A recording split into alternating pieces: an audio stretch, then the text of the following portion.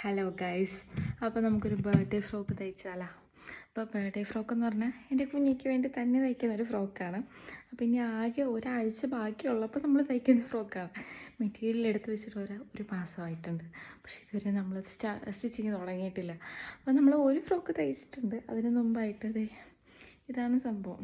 ഒരെണ്ണം നമ്മൾ തയ്ച്ചിട്ടുണ്ട്.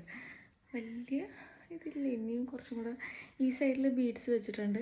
ഇനി ഈ സൈഡിലും കൂടെയൊക്കെ പിടിപ്പിക്കാനുണ്ട്. പിന്നെ ഈ ഫ്ലവർ നമ്മൾ വെറുതെ വെച്ചിട്ടേ ഉള്ളൂ, അത് നമ്മൾ പിടിപ്പിച്ചിട്ടില്ല. അപ്പം ഒരെണ്ണം തയ്ച്ചിട്ടുണ്ട്. അപ്പോൾ ഇനിയും നമുക്ക് സ്റ്റിച്ച് ചെയ്യാനുണ്ട്. ഇപ്പോൾ ഇത് ബർത്ത്ഡേക്ക് മുമ്പുള്ളൊരു ഫോട്ടോഷൂട്ടിനായിട്ട് നമ്മൾ തയ്ച്ചതാണ്.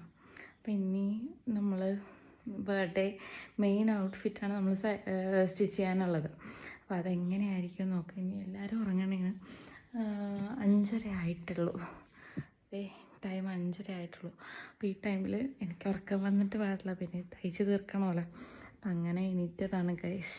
അപ്പോൾ ഇതെങ്ങനെയെങ്കിലും തയ്ച്ച് തീർക്കണം. ടാസ്ക്കാണ്.